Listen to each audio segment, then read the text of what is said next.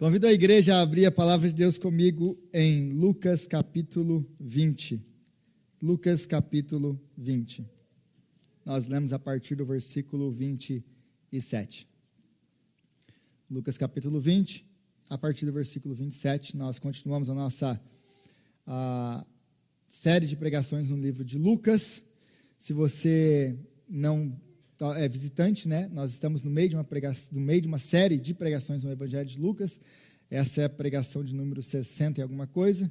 Então, se você quer assistir as outras, você tem um longo caminho para percorrer até chegar no capítulo 20. Nós começamos no capítulo 1, estamos quase concluindo na reta final aí do livro de Lucas. Lucas capítulo 20, a partir do versículo 27.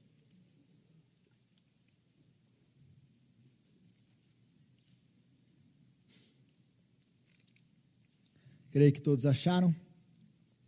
Diz assim a palavra de Deus. Alguns dos saduceus que dizem que não há ressurreição, aproximaram-se de Jesus com a seguinte questão: Mestre, disseram eles, Moisés nos deixou escrito que se o irmão de um homem morrer e deixar a mulher sem filhos, este deverá casar-se com a viúva e ter filhos para o seu irmão. Havia 7 irmãos. O primeiro casou-se e morreu sem deixar filhos. O segundo e o terceiro, e depois também os outros, casaram-se com ela, e morreram 7 sucessivamente, sem deixar filhos. Finalmente, morreu também a mulher.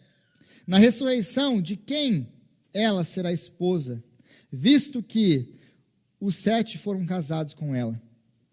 Jesus respondeu: os filhos desta era casam-se e são dados em casamentos, mas os que forem considerados dignos de tomar parte na era que há de vir e na ressurreição dos mortos, não se casarão e não serão dados em casamento.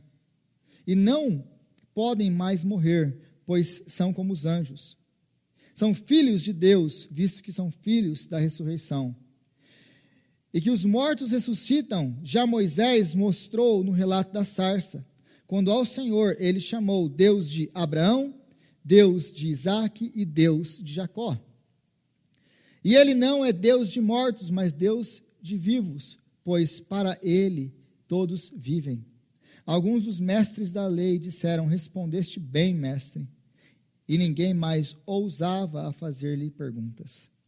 Então Jesus lhes perguntou, como dizem que o Cristo é o filho de Davi? O próprio Davi afirma no livro de Salmos: o Senhor disse ao meu Senhor, senta-te à minha direita, até que eu ponha os teus inimigos como estrado para os teus pés. Portanto, Davi o chama Senhor. Então, como é que ele pode ser o filho? Como é que ele pode ser o seu filho? Estando todo o povo a ouvi-lo, Jesus disse aos discípulos: cuidado com os mestres da lei. Eles fazem questão de andar com roupas especiais e gostam muito de receber saudações nas praças e de ocupar os lugares mais importantes na sinagoga e os lugares de honra nos banquetes. Eles devoram as casas das viúvas e, para disfarçar, fazem longas orações. Estes homens serão punidos com maior rigor.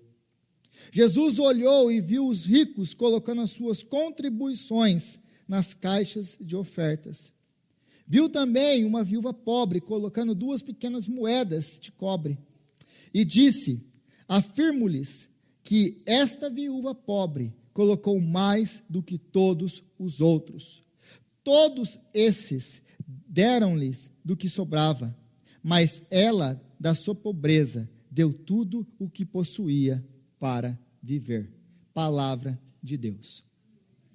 Senhor, nós te louvamos pela sua palavra e te pedimos agora que o Senhor venha abrir o nosso entendimento, ó Deus, para entender a sua palavra, e que a sua palavra venha falar ao nosso coração hoje, e mudar e transformar a nossa vida hoje.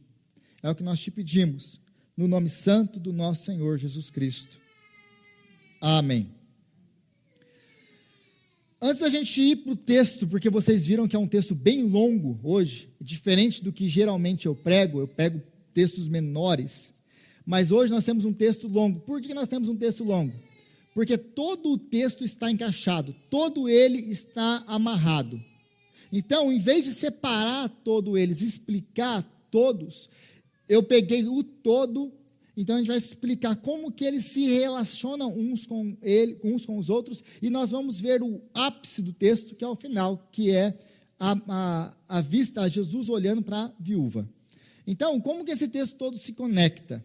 Se você voltar aí para o versículo 27 do capítulo 20, nós temos os religiosos do tempo de Jesus trazendo uma pergunta para Jesus, e Jesus mostra para eles como eles não sabem interpretar a Bíblia, como eles não sabem interpretar as Escrituras. Porque eles não sabem interpretar as Escrituras, aí você vai para o próximo texto, ele tem aí o Davi, o filho de Davi. Jesus faz uma pergunta e mostra para eles. Primeiro vem os saduceus e falam: Jesus, e esse negócio de ressurreição? Porque os saduceus não acreditam na ressurreição.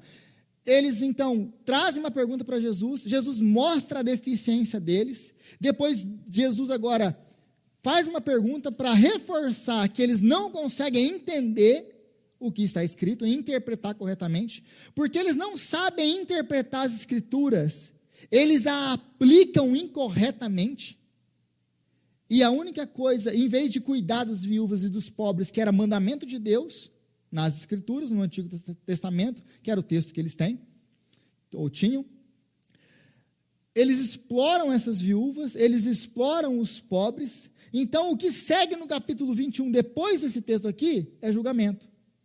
Porque uma vez que eles não entendem, que eles mal interpretam, que eles não conseguem entender a palavra de Deus, eles, em vez de aplicar corretamente, aplicam ela distorcidamente nas suas vidas, na vida das outras pessoas. Não tem mais nada que Deus possa fazer, senão julgar.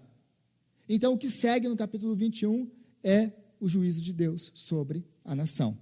Então, esse é o escopo geral. Esse aqui é uma visão geral de todo o texto. Agora, a gente vai um pouquinho mais devagar no que está acontecendo aqui.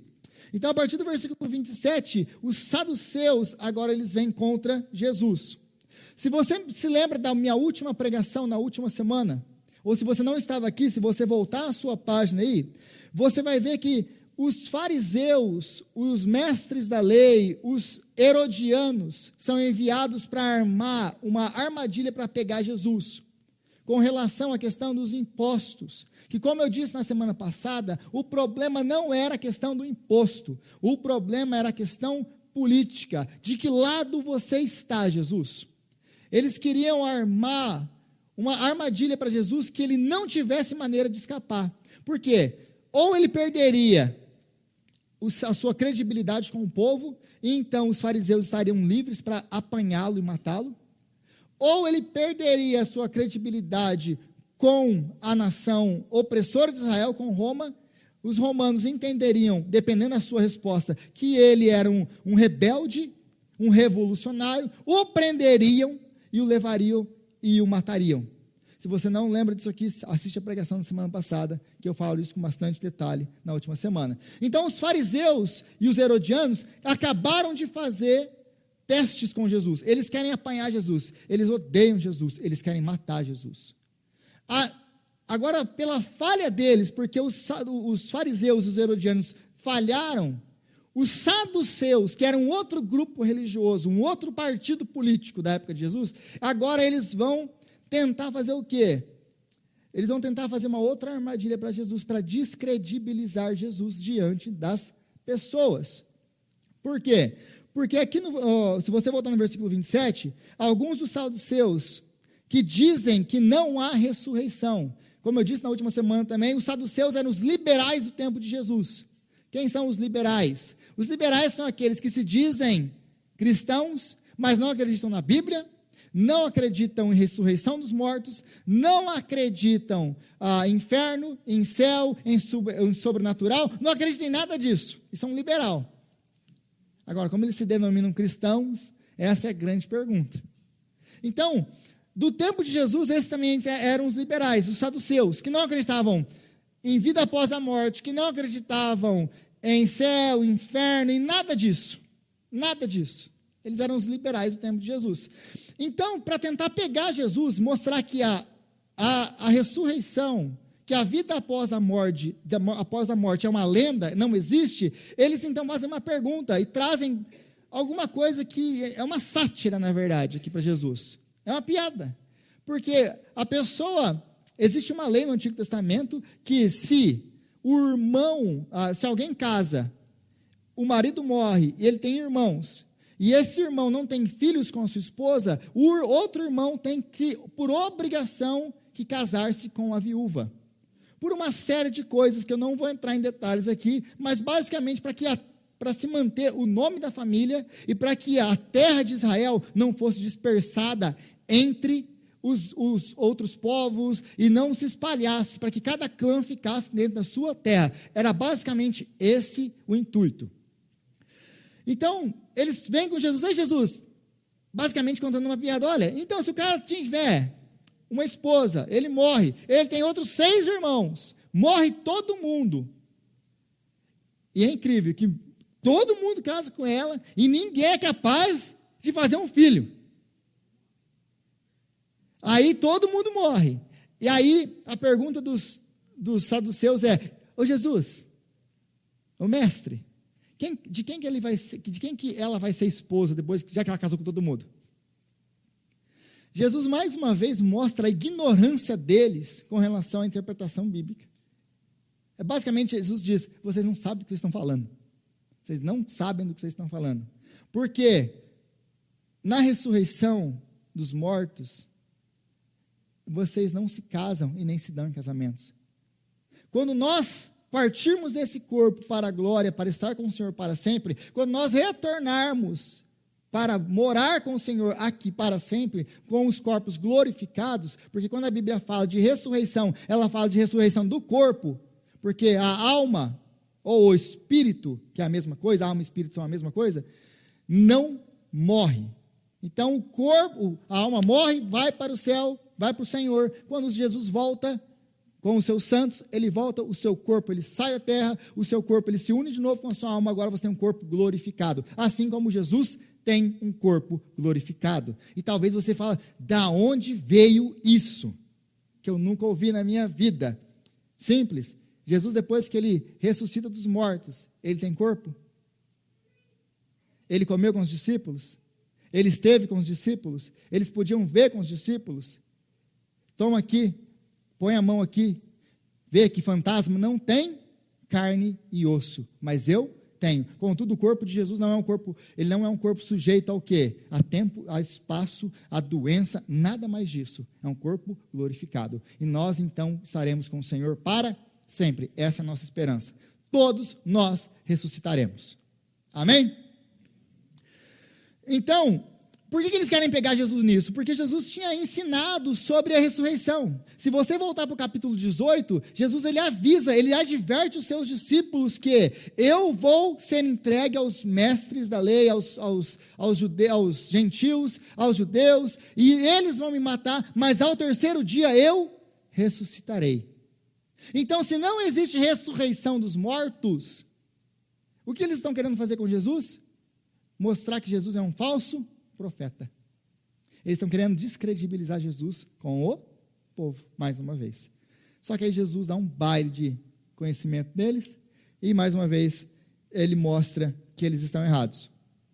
Aí Jesus, ele contra-ataca, porque até agora, eles estavam, todos os grupos do tempo de Jesus, os saduceus, os fariseus, os herodianos, todos eles vêm contra Jesus, armando ciladas para ele. Agora, acabou as perguntas? Ninguém tem mais nenhuma?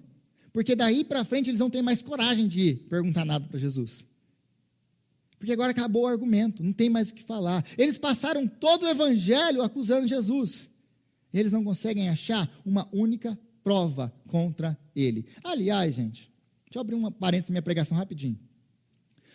Muita gente procura, dentro da apologética ou de outras disciplinas com relação à defesa da nossa fé, que a apologética é a defesa da fé, porque nós cremos no que nós cremos e como nós cremos, nós defendemos a nossa fé, dando argumentos lógicos, racionais, e etc, e etc, e etc. Isso tudo é muito útil e é maravilhoso.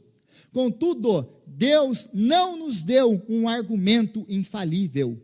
Deus não nos deu um argumento que esse argumento aqui, nós temos esse argumento aqui, ele é infalível. Nós podemos responder a todas as acusações dos liberais, disso e daquilo. Deus não nos deu um argumento assim. Por quê? Porque argumentos filosóficos vão variar de cultura para cultura. O que é forte na nossa cultura pode não ser na outra. Sabe por que nós não temos? Porque não funcionaria para tudo. Nós nunca vamos ter um argumento que se encaixe e responda todas as perguntas com relação ao cristianismo. Deus não nos deu um argumento infalível. Deus nos deu uma pessoa infalível, que é Cristo.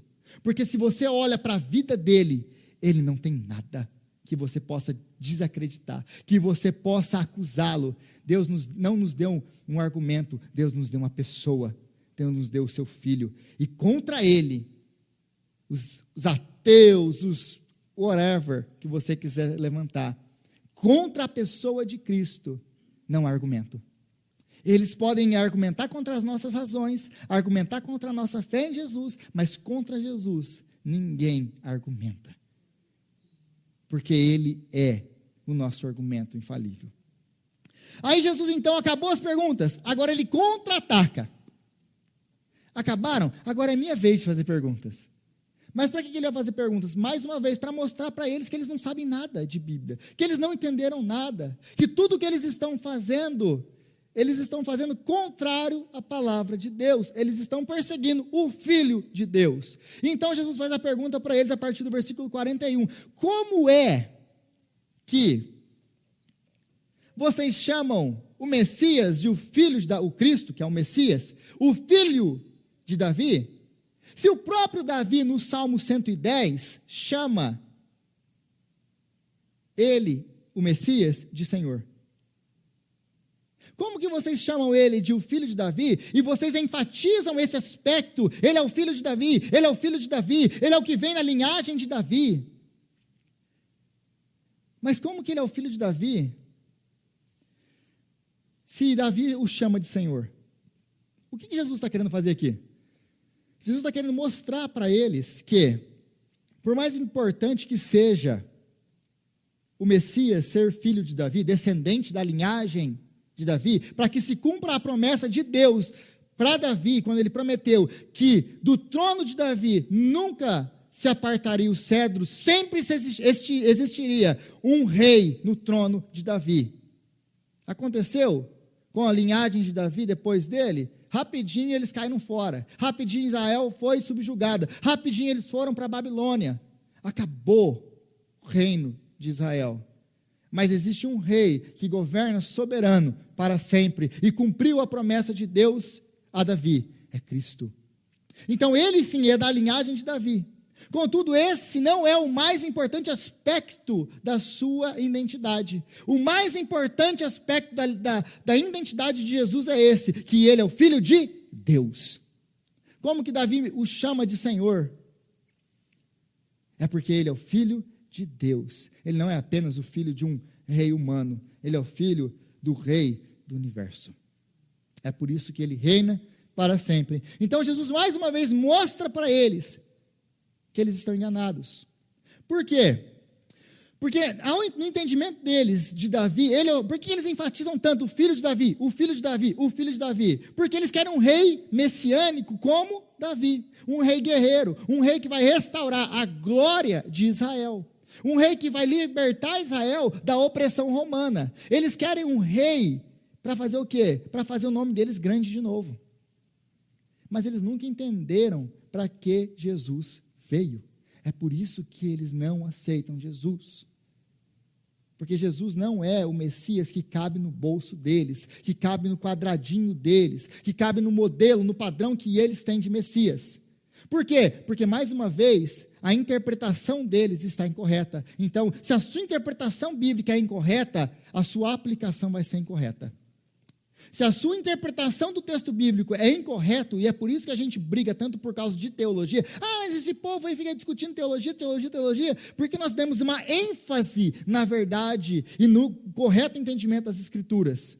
Porque se você entende errado e interpreta errado a Escritura, você vai aplicar errado. E você vai viver errado. É isso que Jesus está denunciando aqui. Eles não entendem, eles interpretam de maneira equivocada e aplicam de maneira equivocada. E em vez de cuidar da viúva e do pobre, eles vão explorar a viúva e o pobre. Então, a partir do versículo 46, agora muda um pouco. E Jesus ele vai falar uma coisa muito interessante no versículo 46. Ele diz assim, ele começa agora dizendo assim, cuidado com os mestres da lei. Cuidado com os mestres da lei. Mas talvez uma outra visão para dizer, por que Jesus está tentando falar aqui? Ele não apenas tome cuidado com eles, mas tomem cuidado, vocês, porque agora ele está falando, versículo 45, ele está falando para os seus discípulos. Tomem cuidado vocês, não apenas com eles, mas para não se tornarem como eles. Porque agora Jesus vai fazer uma distinção, e esse aqui é o ápice de tudo isso aqui. A distinção entre a religiosidade externa e interna.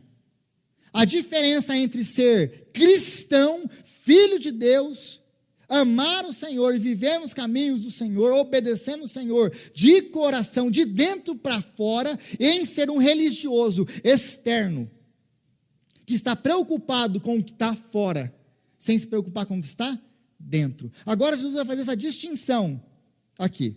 E é isso que ele vai nos mostrar a partir do versículo 46. E diz assim, então, versículo 46, eles fazem questão de andar com roupas especiais e gostam muito de receber saudações nas praças e ocupar os lugares mais importantes nas sinagogas e os lugares de honra nos banquetes. Eles devoram as casas das viúvas e, para disfarçar, fazem longas orações. Esses homens serão punidos com maior rigor. Então Jesus aqui ele vai nos mostrar algumas coisas dessa religiosidade externa. E ele nos manda tomar cuidado com isso. Por quê? Porque a religiosidade externa, ela pode ser vista pelos outros. Ela pode ser aplaudida pelos outros. Ela pode ser avaliada pelos outros, porque ela é externa. E aí ele vai falar que essa religiosidade, ela pode ser vista nas nossas roupas, nos aplausos que recebemos, porque muitas vezes fazemos coisas apenas para receber aplausos e reconhecimentos públicos. É o que eles estão fazendo aqui. Eles fazem longas orações em público. Para quê? Porque eles amam o Senhor e querem orar ao Senhor? Não, porque eles querem aparecer. Jesus já havia os acusado disso antes em Lucas. Aqui ele está de novo. Agora eles pegam e eles depositam grandes ofertas. Para quê? Para mostrar religiosidade. Mas essas grandes ofertas não são grandes ofertas de amor. São grandes ofertas daquilo que sobra. Daquilo que sobra. Eles não dão, como em contraste nós vamos ver aqui, como a viúva, que dá tudo. Eles dão o que sobra. Por mais que eles deem muito, eles dão o que sobra. Eles dão o que sobra. E a riqueza que eles constroem, e aqui é um problema gigantesco, a riqueza que eles constroem é uma riqueza que é construída à base da exploração do pobre, da viúva e do necessitado. Eles são ricos porque eles exploram aqueles que eles deveriam cuidar, como ordenou o Senhor no Antigo Testamento para eles. Então, todos esses elementos religiosos são externos e podem ser vistos e medidos e aplaudidos publicamente. Mas Deus não se importa com nada disso. Deus não se importa com a nossa religiosidade externa, com a nossa casca farisaica. Deus não se importa com isso, porque lembra do que Deus disse também a Davi, a Samuel, aliás. Samuel, não atente para a aparência, porque eu não sou como os homens. Eu não olho para a aparência, eu olho o coração. Deus olha o seu coração. a religiosidade que está dentro do coração, o seu relacionamento com Ele. Porque o que realmente importa para Deus é quem você é no particular, quando ninguém está vendo. Porque, meus irmãos, é muito fácil ser crente quando todo mundo está vendo. Agora, quem você é no seu quarto com Deus é o que você é. É o que você é. Então você pode ser no público e não no particular. Você pode ser um religioso no público, mas não no particular. Você pode ser um homem de Deus no público, mas não no particular. Você pode ser um homem de Deus na igreja, mas não na sua casa. E Deus está mais interessado, aliás, Ele só está interessado em como você é na sua casa. Mas se você é no particular, um homem, uma mulher de Deus, no público, isso vai transparecer. Se você é no particular, um homem, uma mulher de Deus, no público, as pessoas vão reconhecer que você é um homem, uma mulher de Deus. Talvez não no padrão do mundo, porque o padrão do mundo de reconhecimento é esse. Fala bem, tem dinheiro, aparenta abençoado. Talvez você, no particular, você é um homem ou uma mulher de Deus. No público também isso transparece, mas as pessoas não reconhecem, como não reconheceram a viúva, porque o padrão deles aquele que é abençoado é o rico, é o que fala bem, é o religioso, é o que tem dinheiro. Então uma viúva pobre, coitada, ela não tem o favor de Deus, ela não é uma religiosa, ela não ama a Deus, porque o padrão deles na sociedade é outro. Mas nós sabemos, os filhos de Deus sabem, aqueles que são no particular, porque como nós encontramos no público, isso fica evidente, porque o Espírito testifica no nosso coração. E aí nós temos do outro lado, a partir do versículo 1 do capítulo 21, nós temos a religiosidade que é interior, que é dentro do coração, que é de dentro para fora, que é expressado na vida dessa viúva.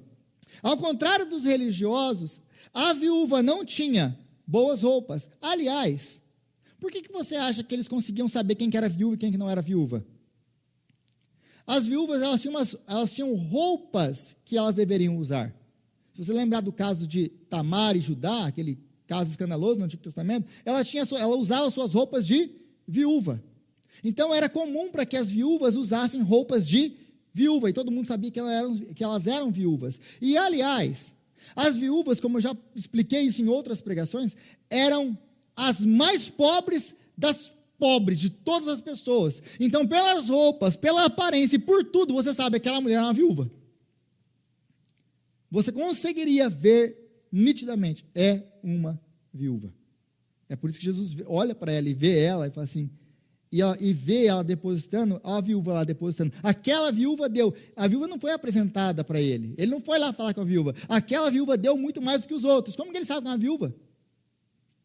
Ele reconhece, e aliás, ele é Cristo.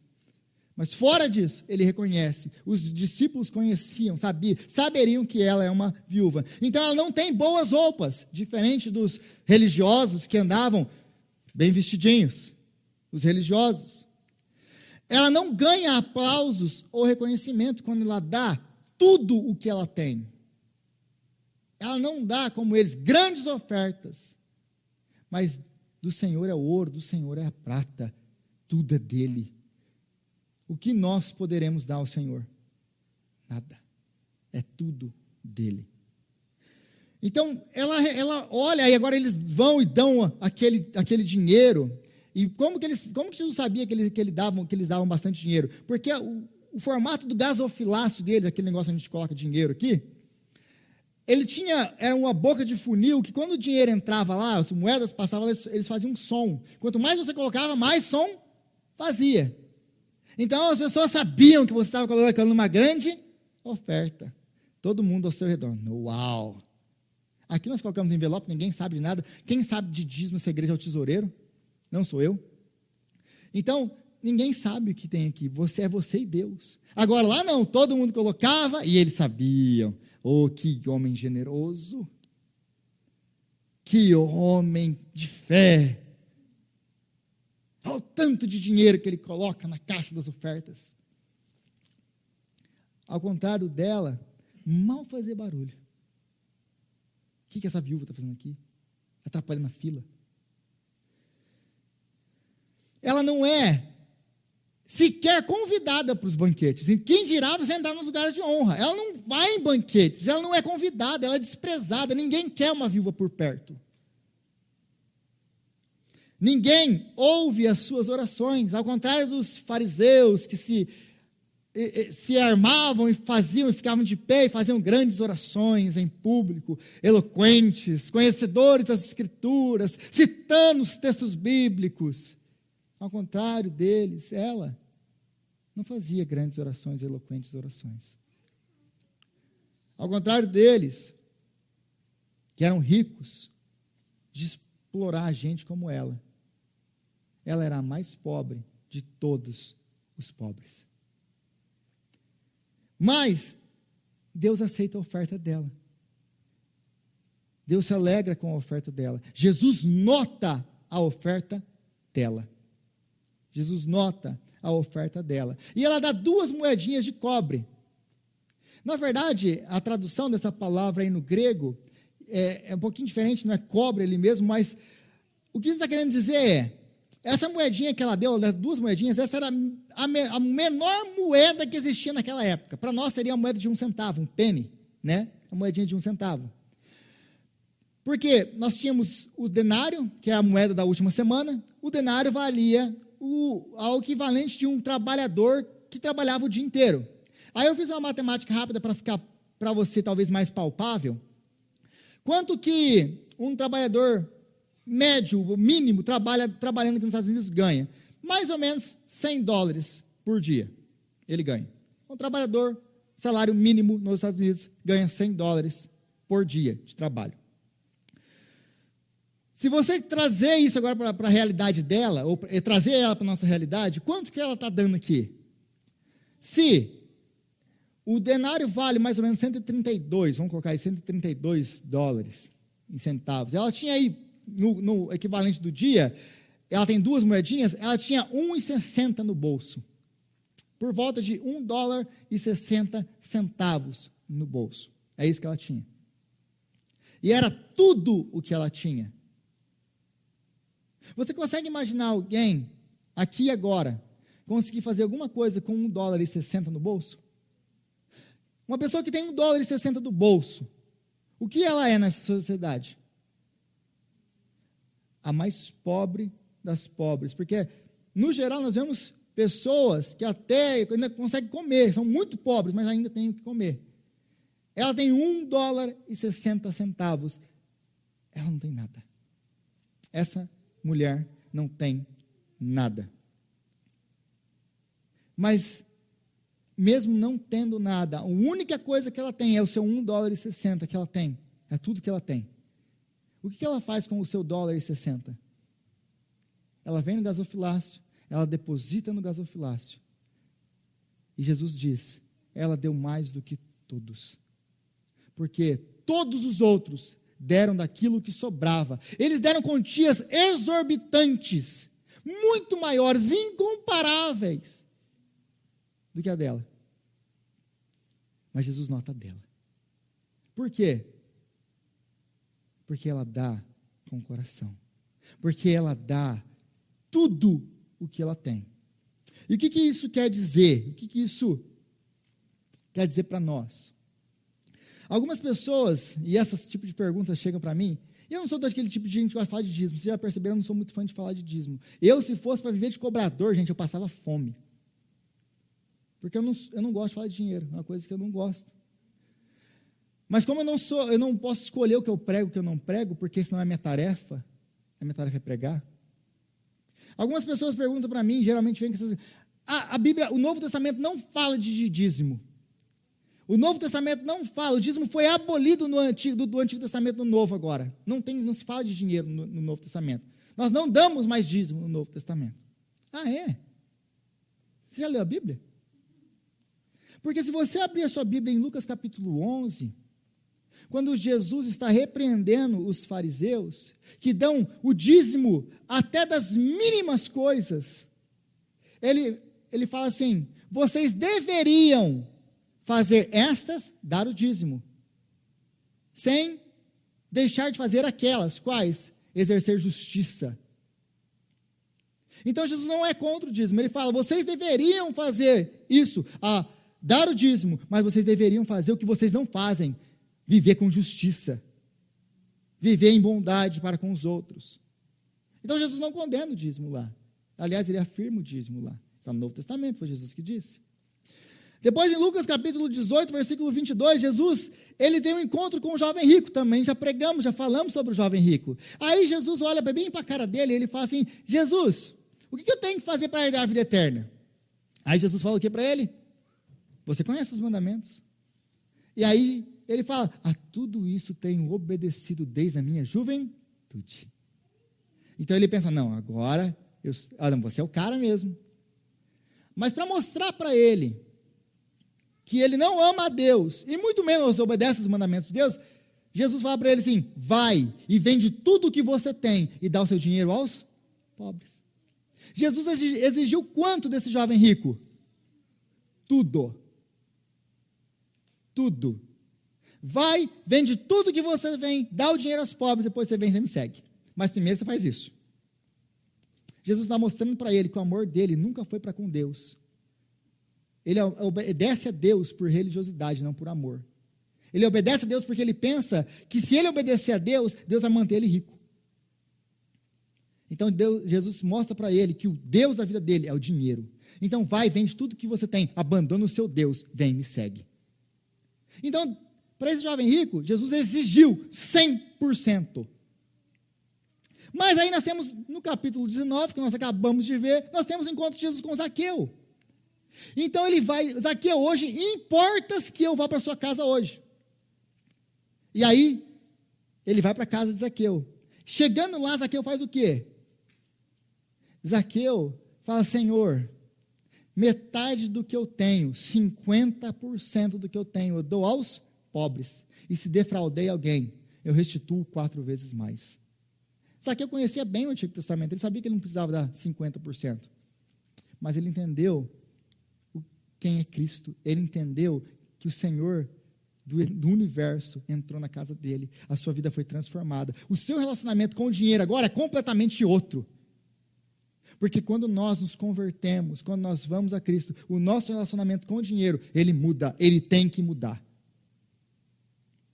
Então ele tem um novo relacionamento, e aí ele dá 50%, não 10%, não 100%, e Jesus diz, hoje salvação entrou nessa casa. Jesus repreende por isso?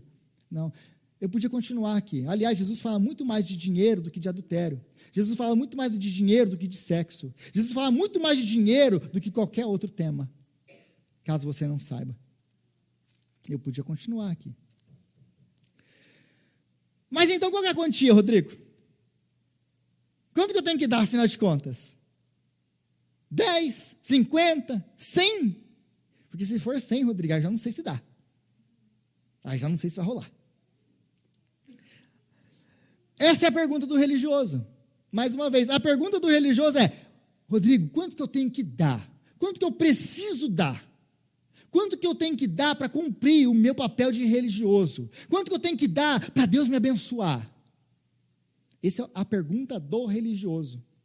O religioso, então, ele quer saber exatamente o quanto, aí ele vai dar o dízimo dele, ele vai contar as moedinhas do dízimo dele.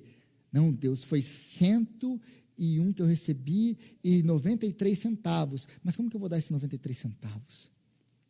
Ah, Deus, acho que eu vou reduzir para baixo, né? Vou arredondar para baixo. Né? Porque não tem como, Deus está vendo aqui que não tem como. Ainda discute com Deus. Tentando achar um jeito, né? Então o religioso ele tem que saber a obrigação dele perfeitamente. Por quê? Para ser um bom religioso. Para ser um bom religioso. Para que Deus me abençoe, então eu tenho que dar exatamente. Porque senão, Deus não vai me abençoar. Ah, se eu não der, Deus não vai me abençoar. Eu costumo dizer para a igreja, eu vou repetir, não se barganha com um Deus que não precisa de nada. Porque tudo é do Senhor. Nós não barganhamos com Ele. Nós não barganhamos com Ele. Então, para o religioso, no final de tudo, dar a Deus é um fardo. Dar a Deus é um prejuízo. Dar a Deus é uma coisa que eu não faço. Eu só faço porque eu tenho medo de Deus não me abençoar. Esse é o religioso. Por isso que a pergunta dele é: quanto que eu preciso dar? Essa é a religiosidade externa. Lembra que eu estou falando disso. Agora a pergunta do filho, a pergunta daquele que tem a religiosidade interna, a pergunta daquela pessoa que encontrou Cristo realmente na sua vida. A pergunta dela é completamente diferente. A pergunta dela é essa: quanto eu posso dar? Quanto que eu posso, Deus, quanto que eu posso, o que eu posso me livrar para eu poder ser mais envolvido com a sua obra, para eu ser mais generoso com a sua obra? Quanto que eu posso dar? Qual que é o máximo que eu posso chegar? Qual que é, Deus? Se eu tirar isso, se eu fizer aquilo, se eu economizar isso aqui, eu posso ser mais envolvido na sua obra, eu posso investir mais em missões, eu posso me envolver mais com o Senhor. Eu posso demonstrar mais aquilo que o Senhor fez na minha vida, na vida de outras pessoas. Eu posso semear no Evangelho, porque eu quero que outras pessoas encontrem o que eu encontrei. Essa é a pergunta do Filho de Deus, porque só o Filho faz isso. Porque para o Filho, dar dízimo, dar oferta, abençoar a vida dos outros, ser generoso com as pessoas, investir em missão, isso não é fardo, isso é privilégio. É um privilégio, não é um fardo. Então, a pergunta é: qual é o melhor que eu posso dar para o Deus que fez tudo isso que Ele fez por mim? Como nós cantamos aqui hoje, a bondade e a misericórdia do Senhor nos perseguem todos os dias. O que, Deus, que eu posso dar por todas as bênçãos recebidas, Senhor? Essa é a pergunta do filho. Aí, que alegria que é investir no reino, investir na vida das pessoas, investir na vida daquele irmão que você sabe que está passando fome, necessidade, e você pode ajudar e você não ajuda. É tarefa da igreja. Você é a igreja.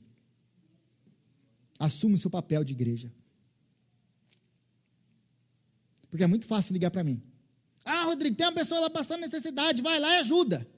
Eu não estou falando que a igreja não tem que ajudar, não estou falando isso. Tem sim, porque é o papel da igreja, sim. Mas muitas das vezes nós sabemos que a pessoa, e a gente pode ir lá abençoar, e pode aproveitar para pregar o evangelho, a gente pode aproveitar, mas a gente não. Não, sabe por quê? Porque a gente não quer investir no reino, a gente quer, é papel da igreja, já dou meu dízimo. Mais uma vez, é o religioso. É o religioso.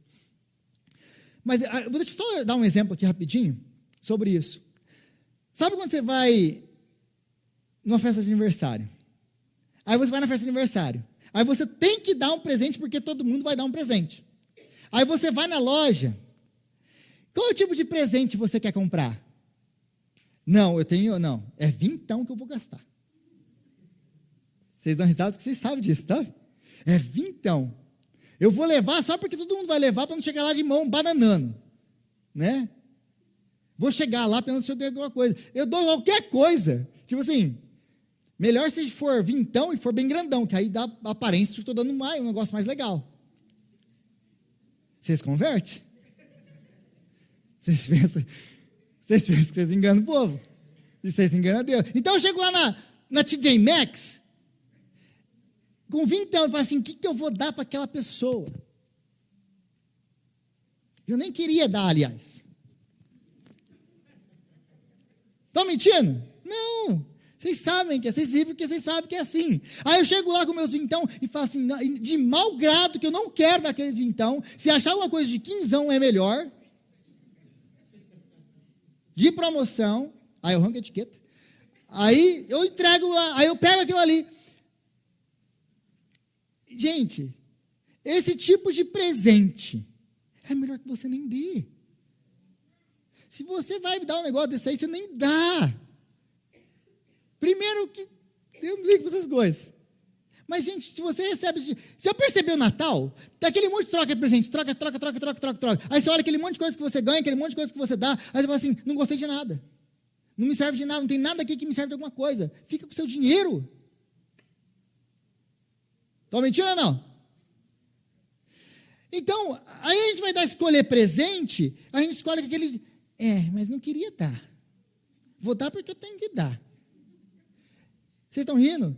A maioria das pessoas que vem aqui trazendo dízimo e oferta, eu venho aqui porque eu tenho que dar mesmo, tá, Deus? Mas não queria, não. Porque eu queria mesmo gastar esse dinheirinho com as minhas férias. Queria gastar esse dinheirinho com a minha viagem. Porque eu fiquei chocado essa semana, eu vou abrir meu coração com a igreja agora. Eu estava conversando com o tesoureiro da igreja, eles me deram um relatório, a gente falando, não, a gente vai fazer, a gente vai acontecer, vai não sei o quê, porque a gente vai precisar de um lugar maior, essas coisas estão acontecendo. Aí eles olhou para minha cara assim, falou assim, Rodrigo, mas com que dinheiro? Eu falei, como assim? Mais uma vez, eu não sei, eu sei dos relatórios, eu sou igual a vocês, eu dou meu dízimo aqui e eu descanso no Senhor e acabou. E eu estou pensando que o negócio está indo bem. Aí ele falou assim, não, Rodrigo, porque chega no final do ano, a arrecadação da igreja, ela desce da metade, e ó quando chega na metade. Por quê? Assim, como assim? Em julho também, Rodrigo. Mas como assim? Por que isso acontece? Porque eles já estão há muito mais tempo nesse negócio de igreja do que eu, de contar e de saber, de administrar a igreja do que eu. Aí você sabe o que acontece, Rodrigo? Chega no final do ano, as pessoas pegam o dízimo e compram presentes. Chega no final do ano, a pessoa pega o dízimo e vai viajar. Chega no final do ano, eu não posso dar dízimo. Por quê? Porque eu tenho que gastar com isso, com aquilo. Chega em julho, é a mesma coisa. Eu tenho que ver o Mickey. Então eu tenho que dar meu dinheirinho para o Mickey. Eu fiquei revoltado. E não fiquei revoltado porque, não está entrando dinheiro na igreja. Não fiquei revoltado por causa disso. Esse não é o meu problema, eu vou continuar o meu relacionamento com Deus, vou continuar dando meu dízimo do mesmo jeito. Não é o meu problema, é seu com Deus. O meu problema é que se essa é a sua mentalidade, você está dando dízimo por obrigação. Você está dando dízimo com religiosidade. Você está trazendo aqui como uma pessoa que vai comprar um presentinho e não quer dar o dinheiro. Eu não quero comprar, mas está aqui, Deus. Para você, dar dízimo é um fardo.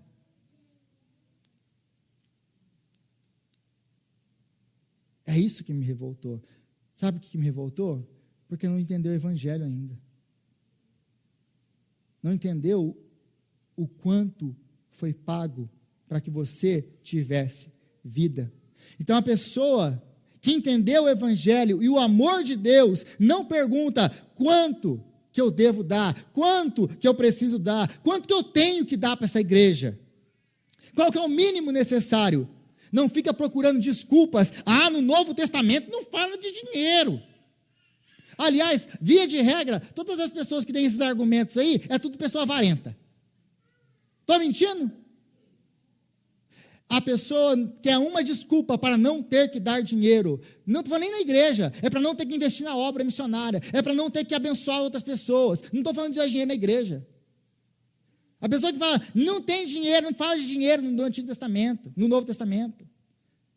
É a pessoa que está querendo, é a pessoa, o religioso com casca. É externo, não é interno. Fica então procurando desculpas. A pessoa que foi alcançada pelo Evangelho, ela entendeu que Jesus não dizimou o seu sangue, Ele entregou todo ele. Jesus não dizimou a sua vida, Ele derramou a sua vida, para que você estivesse aí sentado hoje. Porque Ele te amou com toda a sua vida, derramando todo o seu sangue. Ele não deu 10% para o seu sangue, do sangue dele para você. Ele derramou a sua vida por você e por mim. Então Jesus entregou toda a sua vida. Ele é a verdadeira viúva pobre. Porque se você não entendeu nada do que eu estou falando aqui ainda, Jesus está falando, está mostrando que Ele é a viúva. Ele está falando dele, como em todas as parábolas, como em todas as histórias, tudo Ele está falando dele. Jesus está falando dele, porque Ele é aquele que entregou toda a sua vida, porque a palavra grega aqui é bios, ou bios. Quando o Novo Testamento fala que ela entregou tudo o que tinha, está falando isso aqui, ela entregou toda a sua vida. A tradução literal desse texto é essa: ela entregou a sua vida. Do que ela está falando? Do que esse texto está falando? De Cristo. Ele que entregou toda a sua vida para te comprar, para te redimir, para te salvar, para me salvar. Esse texto está falando dele. Ele entregou. Como diz o apóstolo Paulo, em 2 Coríntios capítulo 8, ele se fez pobre para que pela sua pobreza pudesse nos fazer ricos. Ele se fez pobre saindo do seu lugar de honra e glória para nos fazer ricos. Ela colocou mais do que todos, porque os outros deram o que sobrava. O Novo Testamento não estabelece o quanto, o valor, exatamente, não, mas não fala o valor, não fala. Mas o que o Novo Testamento, ele faz, ele estabelece algo que é baseado no amor sacrificial de Cristo. É por isso que a pergunta é, o quanto que eu posso fazer? O que é o máximo que eu posso dar? Porque, quanto que eu tenho que dar? Aquilo que é sacrificial. Aquilo que é sacrificial. Porque algumas pessoas às vezes me falam, fala, Rodrigo, e gente, acabou a pregação aqui, não vem se justificar comigo. Porque se você não dá dízimo, eu não sei. Você não precisa se justificar. Então você vai se justificar com Deus, não é comigo. Amém? Então, a pessoa às vezes chega para mim, Rodrigo, eu não posso dar dízimo. Eu não consigo dar dízimo. Em outras palavras, eu vou falar do que ela está falando. Eu não posso dar dízimo sem que isso afete a minha casa, a minha família, o meu estilo de vida. Eu não posso dar dízimo por causa disso. Eu não posso dar dízimo porque isso eu vou ter que mais viajar, não vou ter que comprar mais roupa, vai afetar a minha vida, o meu estilo de vida. E eu não posso dar dízimo por causa disso. Mas aí eu lembro de uma coisa, que para Jesus poder te salvar e se entregar toda a sua vida, como essa viúva entregou, ele teve que se sacrificar de uma maneira que nenhum de nós nunca vai chegar perto. Dar exige sacrifício. Se você está dando e não está sacrificando em nada na sua vida, você está dando como os ricos, que sobra. Está dando, está sobrando mesmo, não me vai fazer falta. Então, o Novo Testamento, a base do Novo Testamento, qual que é a porcentagem, Rodrigo? A porcentagem é essa, aquilo que sacrifica, aquilo que dói. Porque Jesus é o padrão.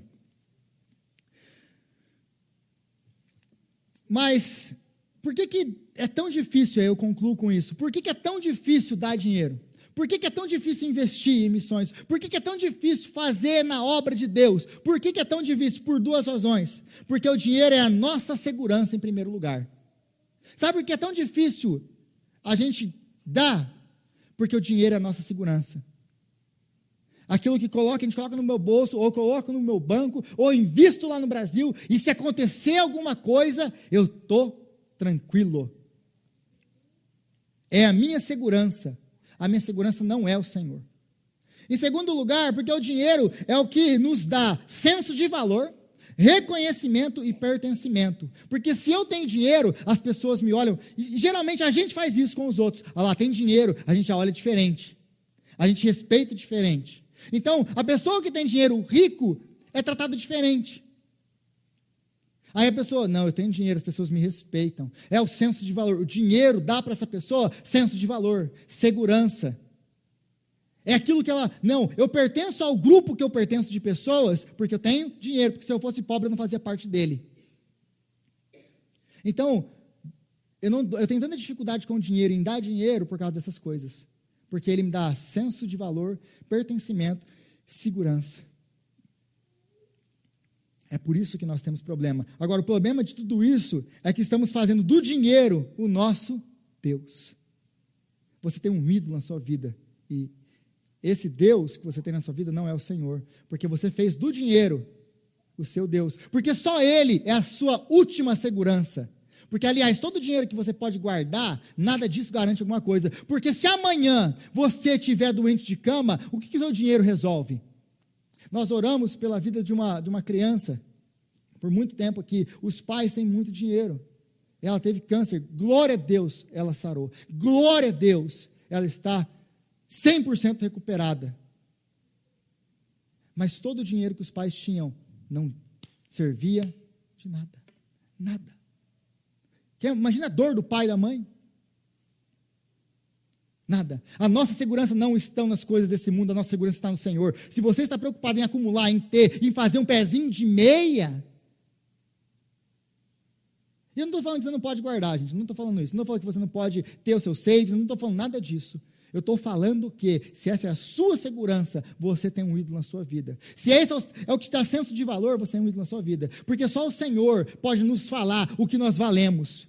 E o que nós valemos? Porque nós fomos comprados a preço de sangue. Você é amada, você é amado do Senhor. E isso que importa.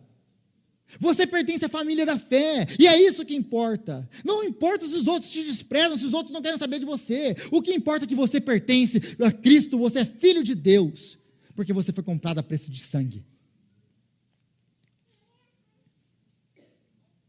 Que o Senhor nos ajude e nos dê graça. Senhor, nós te pedimos, ó Pai, que o Senhor venha agora nos abençoar, nos dando graça, Senhor, para praticar isso tudo que nós ouvimos. E nos ajudar, Pai, a viver uma vida genuína diante do Senhor, uma vida generosa diante do Senhor. Pai, nos ajuda a não fazer do dinheiro a nossa segurança, o nosso senso de valor. Senhor, nos dá graça para podermos, ó Pai, interpretar a Tua palavra e aplicar a Tua palavra de maneira correta nas nossas vidas. Senhor, nos dá graça para sermos como essa viúva pobre, que se entregou, porque Cristo se entregou por nós. Nos dá graça para viver, Pai, para a Tua glória, com tudo que nós podemos. É o que nós te pedimos. Em nome de Jesus. Amém.